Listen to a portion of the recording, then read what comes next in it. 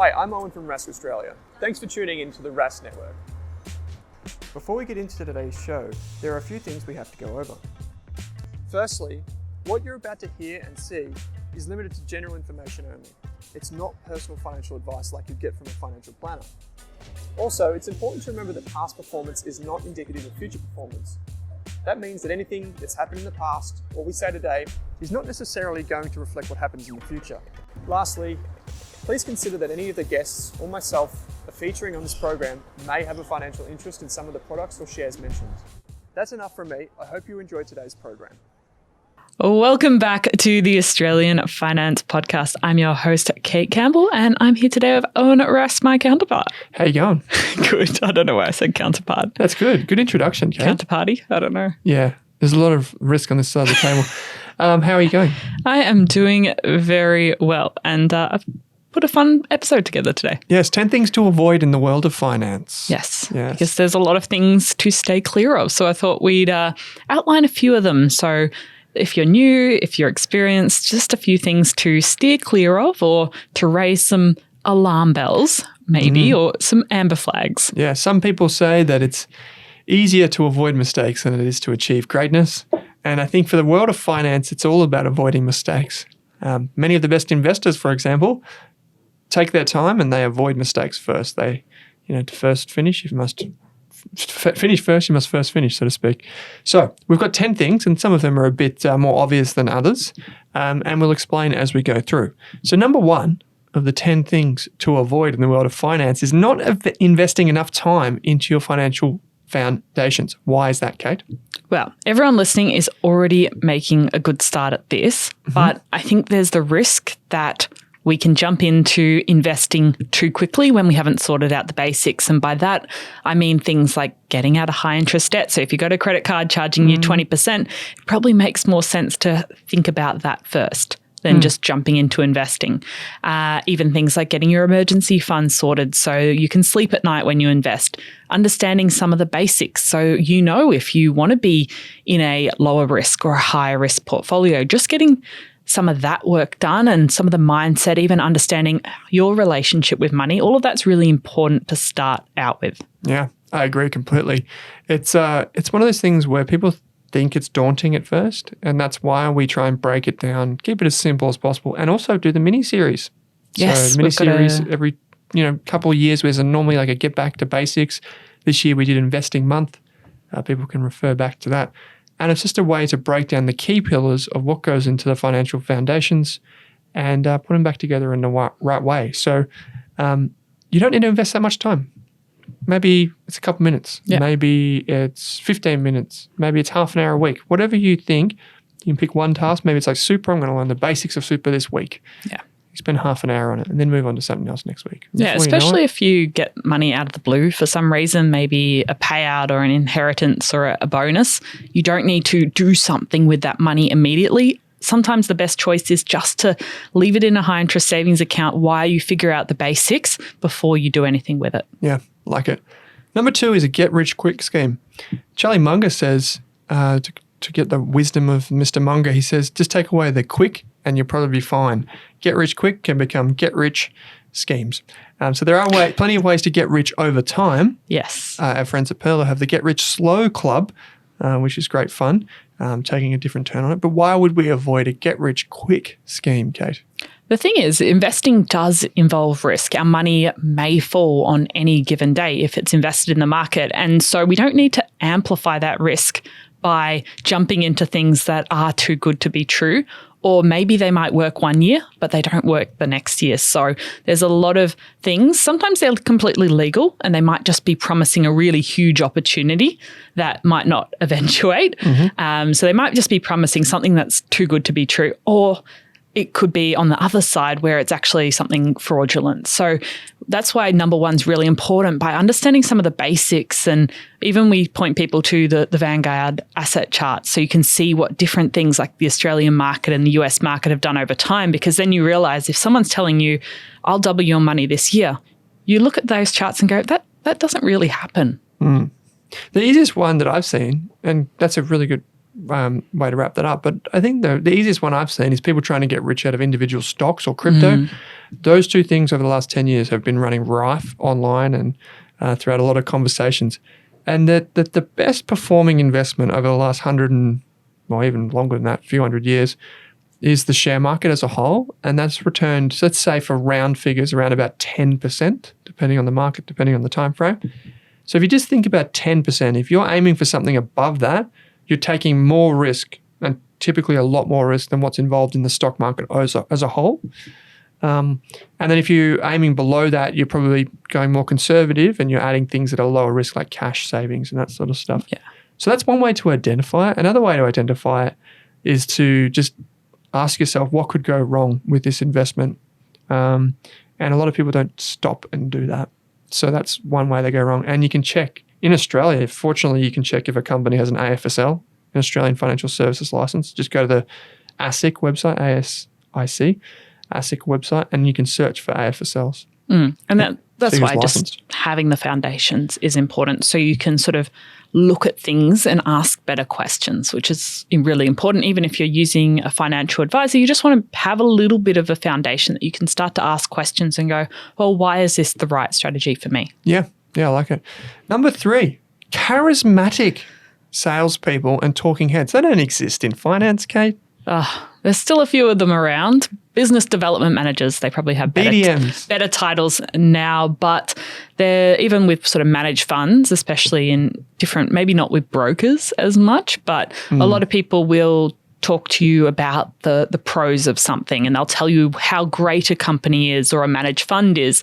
They won't always talk about the risks, and there's always risks. There's always risk to be aware of, and so that's something to be mindful of when you're investing, that often people will tell you why something's great, why this property is great, why this company is great, why this fund is great, but it's up to you often to ask the questions of what could go wrong, what are the risks here, is this even suitable for me? Yeah. Imagine if the title was head of charisma or charisma manager, someone that is kind of like paid just to be a good talker. Yeah. And often the people that happens. are paid to be the public face of the company are very confident and charismatic, and they'll make you feel really good about the decision you're about to make. So it's just something to be mindful of. Often the most confident person in the room when it comes to finance isn't necessarily the most knowledgeable. Yeah, I've found that a lot, to be honest. The people who talk often don't know much. And that's just a generalization, but it's true in my experience. It's the people that talk don't know that much about anything else. So, for example, I'll give you, like, if you speak to someone who is like, if you speak to someone that's like, say, the head investor of a company, they often know a lot about investing in this particular style, but you ask them about anything outside of that, they have like no idea. Business owners and founders are a bit different because they tend to have to be across everything, so they've quite a wide range of knowledge. But what I mean to say is, like, some people that are like kind of like trotted out to speak on stage or to go on TV, they're actually the people that have very little technical knowledge, and that's how they do so well. And so you just have to be very careful about what they say. I think Mike Kemp says, or at least he's told me before, he said when the economist comes on, he like goes and grabs a cup of tea because it's just so hard to forecast anything to do with the economy that it's not even worth listening. So you just need to know the things that you should listen to and the things that are actionable and those that aren't. Yeah, and it's worth, when you read news headlines of anything, they'll pick the most sensational piece of news that they can find, or they'll interview someone and then they'll pull out one word and run with that for the whole article. That happens in finance too. They've got to sell newspapers, get eyes on pages, so they'll take a sensational headline and they'll blow it up. And so it's just worth being mindful that happens with all news. And so just because it says something doesn't mean that's what you should do. Always invert, as they say. Always like take the opposite side of it and say, like, how could what they're saying go wrong? What is the opposite of what they're saying? Is that more true? And number 4 is making decisions based on your emotions. The monkey brain kicking in, Kate. Yes. So what we don't want to do is log into our brokerage account, go, oh my gosh, my ETF is down 5%. I have made a wrong decision. I better sell. This is what we don't want to do. We want to look at our brokerage account a little less, but if we go in and we're feeling a bit nervous and scared, then we go, well, what was our plan?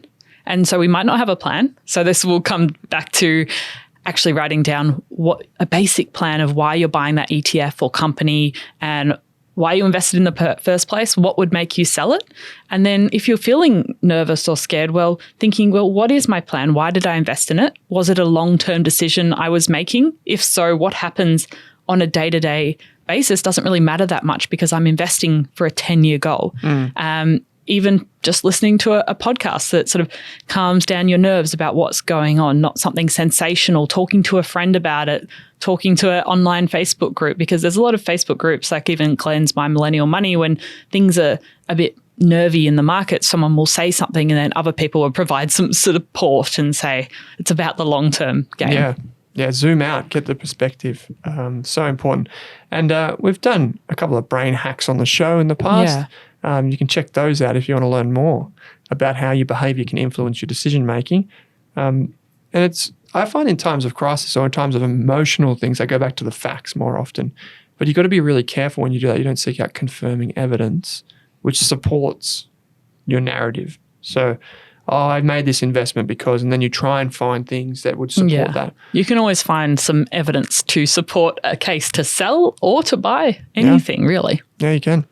So getting too passive with your passive investments. Kate, you got to tell us more about this. We've been told that passive investing is one of the great things. So how do you get too passive with passive?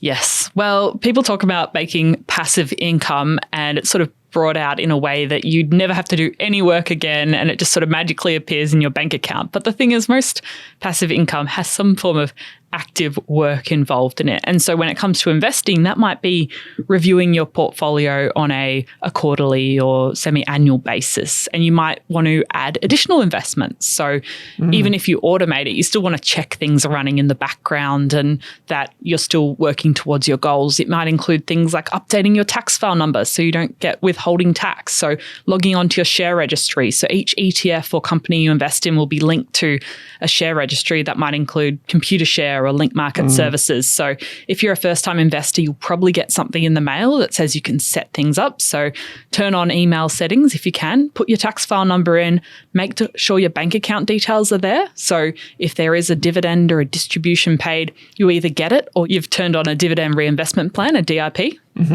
Easy. And these are things that when we say bottom drawer or set and forget, we kind of say set and nearly forget, don't quite forget about it. Set and monitor occasionally. Yeah. You can still just set a calendar reminder, quarterly update, check my investment portfolio, check my automations, check my budget. You probably need to do a budget once a year or when there's a significant life event. But it's pretty easy to do it's a pretty easy thing to just kind of forget about it if you've got it on autopilot. So you need to have those regular check-ins. Well, one of my friends hadn't been receiving dividends for about 4 years because she hadn't added her bank account details and they hadn't been able to contact her. So these sort of things, you do need to stay on top of it a little bit. I think that's really important. Even with your superannuation, you just need to check every so often to make sure your employer is actually paying it. You've still got the right level of insurance cover if that's applicable to you. You're in the right investment option because sometimes our goals do change. Over a decade, we might be a very different person. We might have very different goals. Our situation, our work will be very different. So just don't get too passive with passive. Like it. Number 6 is concentrating your portfolio in one single industry, asset class, or country. I might even say one single investment. A lot of people just put all their money into one thing. It's a sure thing, Kate. They want to pick a stock or an ETF and this is the one and only that I need. Is that good or bad? I would say, especially for me as someone who's not an expert, and even most of the experts don't do this, that I would not want to put all of my money into one single thing. And so for me, how I work around that is by diversifying my investments. So I don't invest just in Australian companies. I don't invest just in US companies. I don't invest just in tech or in cyber security or in healthcare. I've got a range of different companies. I think if you added all the companies inside my ETFs, my baskets, together there would be thousands and thousands of companies. So I'm invested in many different great businesses and things like bonds and cash across the globe. So I have a diversified portfolio. So if one area isn't doing too well, I have lots of other investments in there as well. Yeah, I like it. it's such an important lesson. The free lunch, which is investing with diversification, is indeed the one that you get, and it is such an easy way to de-risk a portfolio. I was doing a chat the other day with Brendan Doggett from Sharesies for the Australian Shareholders Association, and during that we put up a slide and we showed that if you just invested in Aussie shares, your risk and return would be one thing. But if you add US shares over the past little while to that portfolio at 50-50, half Aussie, half US, you'd think, well, I'm just putting more shares into a portfolio that already has shares. But what we actually found when we just added more shares, and you'd expect this based on the math, is that portfolio actually gets riskier and less risky, and the returns go up. So you're adding another investment that is also risky, but just the fact that you have two of them means that there's less risk and that your returns go up. That's almost like something that you don't think about. But when you build a portfolio, that's what you're trying to do. You're trying to spread your risk while also having growth. Yeah, and for me, that also includes having cash as a form of emergency fund, because that means if all my investments are performing poorly and for some reason I also lose my job at the same time and I need to sell some of my investments, well, maybe I don't have to as quickly because I have a larger emergency fund. So that's all part of my diversification. Like it. Number 7 of our 10 things to avoid in the world of finance, Kate, is chasing income at the cost of growth. A lot of people love their passive income. They only invest if the company pays a dividend, or does the ETF pay big dividends? I prefer listed investment companies over ETFs because they pay more dividends. These are the types of things that people might say. What do you think about that? So I've seen people in the past go on to websites and filter by highest dividend yield. So by company or ETF paying the highest dividend and go, well, I'll just pick that one because it makes sense, right? Why wouldn't I want the biggest dividend possible? But often if you do it that way, you end up with, one, you're probably going to invest in a company or ETF you wouldn't have invested in otherwise. It might not be the right product or investment for you. And 2, it might be paying a really high dividend yield at the expense of the underlying ETF investment company. Yeah. And so if we go back to the top of the show, we talked about get-rich-quick schemes. If you take a 10% return from the stock market, between 4 and 5 of that percent, so 4 and 5% of that return that you get will come from dividends. Now, a lot of people think, well, what I'll do is I'll just go for more growth and less dividends. And what actually happens is that it's kind of like this magic sweet spot where if you add too much income, you take away from too much growth. And so some people think, well, I'll put more growth in and take less dividends, or I'll do more dividends and less growth. And this is why, as like retirement experts will tell you, they say you should aim to try and take about 4% of your retirement balance out as income, because that's kind of sustainable over time. That's kind of what we see is about 4%, 4 to 5%. So on $1 million retirement balance, you might have 40 to 50 grand, maybe a bit more. And at the end of the day, that's probably sustainable. But a lot of people make very basic mistakes. If they go into investing and they go for the ETF, which has the highest historical yield that's printed on their website, or they go for the ETF or the share that has the highest dividend yield, or let's take another example, they go to an apartment over a house because the apartment pays higher rent for the cost of that property, which is obviously a bad idea because you don't get any growth. And the apartment comes with a lot of holding costs as well. So there's no free lunch here as it comes to investing for income over growth. You want a mixture of the two, because it also, having growth protects your income. Having some income protects your growth because it means it's sustainable. So you want a good union of the two, which is why you kind of get in that 10% range. Total return is what we call it. So you don't want your investment to be eating itself. Yes. To pay you the income, basically. Yeah, and a lot of those weird ETFs that have been created over the past few years, those ETFs are basically designed to take money from one pocket and put it in your other pocket. And the problem is, it might sound great that you get a monthly or quarterly dividend, but the reality is, by doing that, you're actually getting taxed and it's creating costs. So neither things are good for you. So in total return terms, you actually turn out to be a loser because of that. So it's not great. Number 8 on our list is making and collecting too many investments. Kate, I've heard this before. You've said this before. I think this is my favorite term you've been talking about recently, is not becoming a collector of investments, because I've certainly been there. I've still got a few in the bottom drawer that I sort of don't know what to do with from my research and try different things. Experimentation phase. My experimentation phase, where I've got like $50 in a couple of different US stocks that I've just kept in the bottom drawer. But I do think it's important that as you start to figure out what your strategy is and where you want to be invested and what your goals are, that you keep a really simple strategy and you try not to become a collector. So we don't want to own 5 different ETFs that are all owning the largest Australian companies. We only really need one for that. Yeah, which is fair enough. And that's the thing, right? That's what happens is we end up with just shares and ETFs all over the place, like people with 20 or 30 stocks and 20 or 30 ETFs. And then you got $200 in a micro investing app and $50 in this app. Managed fund over here. And a good example of this is people that have like 3 or 4 super funds. It's kind of like, that's a bit wild. You're better off just having 1, maybe 2 if you want 1 for the investing and 1 for your insurance. But at most, you probably want maximum of 2 super funds. You want 1. Maybe 1 is the ideal number. That's all I've got. And when it comes to investing, while there's probably no like right or wrong, we do talk about a core and a satellite approach. A lot of people get bored with just investing in ETFs, which is fair enough. But that could be in one brokerage account. And the other, you might have 10 to 20 stocks, but you know that's a much smaller part of your portfolio.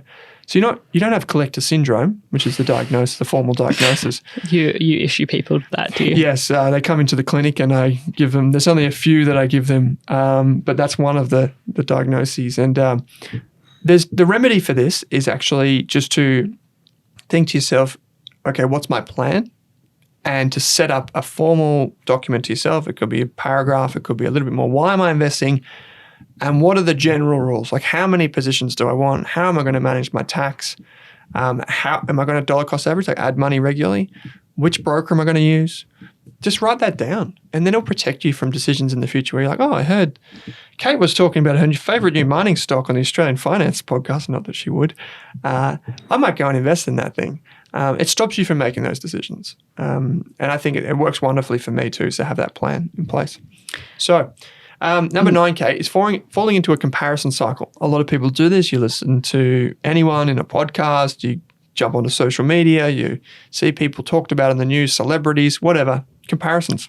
Yes, I think that's an easy trap to fall into, especially at the beginning, but it hits us all at different points in our journey, especially when you're consuming a lot of money content, whether it's podcasts, YouTube, social media. You're going to start to see people sharing how much they have and what they've invested in and how much they put aside this year. And there's always going to be someone that's invested more than you or is going to be ahead of you. There's also going to be a lot of people that are behind you as well, but it can turn into this sort of echo chamber where you're only seeing people that are doing really well when you start consuming this content. So I think it's just worth keeping in mind that you're only seeing a really small amount of Australians or Americans or whoever you're consuming sharing their financial lives, and most people aren't sharing. And so you are going to start benchmarking yourself against people that you probably wouldn't have met in real life. And I think that's quite a trap we can fall into, where we suddenly go, well, why don't I have $100,000 in my portfolio? I'm the same age as that person. But I don't think that really helps. I think it's really healthy that people do feel comfortable sharing about their finances online. And I know it's helpful to a lot of people because they get inspired and they can see how this person working in a non-finance industry built their wealth on their own, or who knows. But I really do think it's important to, at the end of the day, come back to what are your goals, what's important to you in your life, what are your priorities, and figuring out your own plan and your own journey and trying to keep your eyes sort of on your own lane. That's very hard to do in practice. Yeah, it's fair. That's right. Like, I remember when we spoke to Luke Trickett over in our Australian Investors podcast. Luke Trickett is the husband of Libby Trickett. Many people will remember from swimming. And both of them were competitive swimmers and incredibly good at it too. But Luke said something that was really interesting and applies not just to investing, but it applies to life. And what he said was when you're standing up on the block and you're ready to jump into the pool and you know you just got to get to the other end, you kind of just got to get to the other end. There should be no other focus. You shouldn't be looking across and seeing what the person beside you is doing or what the other person's doing the other way. Your only focus should be the goal. And if your goal at the end is just to swim to the other end of the pool, that should be where you're headed. And because the moment that you look sideways is the moment you slow down. And so by looking straight ahead, you kind of set a very pure objective, which is I'm just going to get to the other end. And sure, there's these other people in the pool beside me, but that's my goal. I'm going to go there. And he even goes to so far to say is like you look at when you compare investments, you might look at your investing and you might go, well, the Vanguard one did this, the BetaShares one did that. This investor said that it did this. Like, who am I to compare myself to that? And he said, like, the whole idea of even just having an index is ridiculous because at the end of the day, that has no bearing of what you're going to do. If you aim for 10%, you aim for 10%. Like that's what you need to get to your goal sooner. That's what you got to do. And so I think like so many of us fall into this and envy is the one, which we've said before, you don't get any satisfaction from. So, and that's also the hard thing online, whether it's someone in the world of finance or just a celebrity or just someone you went to school with. You also don't know if they're living this lifestyle that they're showing you online because they've got a substantial amount of debt or they got a leg up. You don't know where someone started from. And so I think it's just really important not to let everyone else around you steal your own happiness. And so focusing on your own goals is important. And almost if you find yourself falling into continuous comparison traps when you're consuming this content, maybe it's a good idea to step back or maybe use books because books are sort of more timeless and maybe that might be your way to sort out your finances and educate yourself that way. Yeah. And Kate and I deliberately for years didn't do cameras and these types of things for any of our podcasts because we felt it wasn't really necessary. And I think that probably helped build a rapport with people who are kind of thinking the similar way, Kate, in that you don't need to have all the pizzazz that comes when you've got we now have a camera right here, but we can afford a camera. Yeah, now. We can afford the camera, but you wouldn't want to have seen what we were recording in before back in 2017, 18. But at the same time, we didn't feel that was as important. No. As it is just to have a good conversation because you can listen to this podcast and you can come away and think, okay, great. Yeah, if the conversations are inspiring you and giving you ideas and different things that you might want to explore, that's great. But I think it's when the conversation is leading you to a comparison cycle that maybe you could put a pause on that content for a while. Yeah, yeah. Number 10 of the 10 things to avoid in the world of finance. Trying to copy someone else's goals and strategies. So it's a little bit of a lead on from the last one, but that's something really important to keep in mind when it comes to your finances is what works for me and what works for Owen is probably not going to work for you because you're a completely different person. Kate wants a forest. I want a farm. They sound similar, but they're different. I don't want that much forest. I'd rather a farm. So everyone has their own unique take on the world, right? We're all built on different philosophies, which come from our education and our experiences. And so trying to just copy what everyone else does is probably a mistake. And that's why we say there's no one right portfolio, even though we might broadly say you should probably have some Aussie shares, some US shares and some property and you could do it this way. We don't say that there's one rule for everyone because I think that's been tried and it doesn't work because some people might have a real strong passion for saving a lot of money and retiring early. And other people are like, well, no, I want to kind of enjoy, I want to go out, I want to socialize and be a very different human being. And so different, preferences for the way they want to live. So and that's why financial advisors exist because there isn't a one-size-fits-all solution with your finances. Your strategy may involve super in a different way to your friend next door. Yeah. So I guess at the end of the day, what we're trying to say here is run your own race. Yeah. Yeah. Start with the end in mind. Sit back and take some time. And a lot of these things like comparison cycles too often come from something else, an insecurity somewhere else in your life. Maybe as a child, maybe don't want to use the phrase, but money story, maybe your money story growing up is that your parents didn't have a lot of money, so now you overcompensate. Or maybe you went to a private school, but you weren't really a private school person because everyone else seemed really rich and you weren't really rich. So now you buy really expensive Gucci handbags to compensate for that. And that is actually just that cycle playing out in reality again and again and again. And sometimes the very best thing for you to do, even though it can be hard, is to speak to someone, a professional. Counselor, a psychologist, whatever the case might be. Yeah. I think the other thing I wanted to mention when it comes to not copying, that's something we don't want to do is you need to feel ownership of your plan and your goals. And if you just replicate what the person next to you is doing, then you're not going to feel like it is truly your plan, your goal, your strategy. And so when things get tough and when your portfolio falls in value or the news headlines feel a bit scary, if it's not really truly your plan, it's going to be hard to stick to. So I think it's really important to have your own plan, have your own goals, know why you're working towards it. If a financial advisor creates an awesome financial strategy for you, you also need to have ownership of that. You need to ask the questions. Yeah, you got to be confident. As they say, sometimes you can't outsource conviction, meaning you can't take someone else's belief and take it as your own and be totally confident in it. Like some people pretend to be, but when the foundations shake, everyone panics. And it does shake when it comes to your money every now and again. When big life events happen, you've got to know why you're doing something and what is going on. Particularly if you're in a couple, you've got to know that you're on board with the plan and what the rules are and where you're going to go. So the 10 things to avoid in the world of finance, Kate, if I can summarize just briefly, is not investing enough time into your financial education. It doesn't take that long. You're already doing it by listening to this or watching this if you're on YouTube. Number 2, Kate? Get rich quick schemes or anything that promises you things that are too good to be true. Yep. Just focus on getting rich slowly. Yep. As the head of charisma at Rask, I can tell you that charismatic salespeople, talking heads, sure you can listen to them, but just be wary. Be mindful that they may be overconfident in their opinions and take note of the risks. Number 4. Making decisions based on your emotions. It's really important when investing that we don't make split-second decisions that can have really big effects on our finances long term. You thought about your investment a lot going into it. You need to think a lot about it going out of it. Getting so passive you fall asleep. Yes. It's probably not a good thing. That's number 5, getting too passive with your passive investments.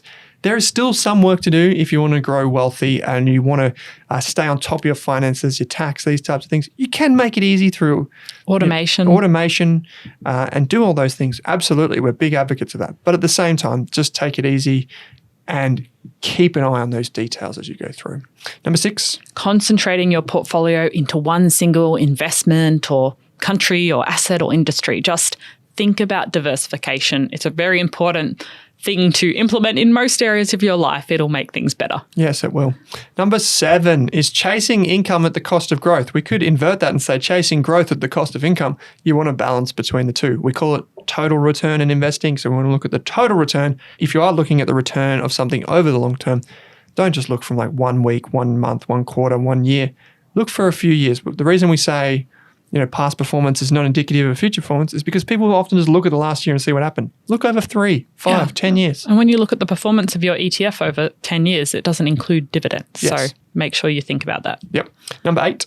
Number 8 is making and collecting too many investments. So we don't want to become collectors and just keep chucking different things into the shopping cart. We want to be a bit more deliberate, especially as we work out what our plan is and we move on from that beginner phase to the more I've got my plan and I'm going to keep on working on it for the next 10 years phase. Yes. It's always exciting to buy something. It's not as fun to sell it when it comes to like financial things. I'm sure maybe some people get satisfaction out of selling chicken eggs or arts and crafts or something like this that they've put together and they've put time into. But for most things in finance, it's very alluring. So number 9 is falling into a comparison cycle, a bit of a comparison trap. If you end up in the situation where you just look across and you get a bit of envy or, you see other people with certain things that you want, it's hard, but you kind of have to train yourself a little bit to just be grateful for what you've got. You can practice gratitude with a journal or just thinking about it. Number 10, lucky number 10. Copying and pasting someone else's investment goals and strategies. So you really need to focus on what's important to you and what plan is going to help you get there. Yep, cool. So if you have any other things that you should avoid, make them fun as well. Maybe you want to avoid things that are a bit silly. Maybe they're a bit out there. Maybe it's like an old rule. Like I love those old investing rules, which are just completely wrong, like buy low, sell high. That sounds ridiculous to me. If you have any of those, let us know. You can find us on Instagram. Heck, we're even on TikTok. That's how modern we are these days, Kate. You can send us a message on Spotify. You can use the feedback box. But if you are sending a question in or a topic for a new episode, please use the link in your podcast player. It says ask a question, because then you can select the Australian Finance Podcast and it goes to the right people, i.e. Kate and I.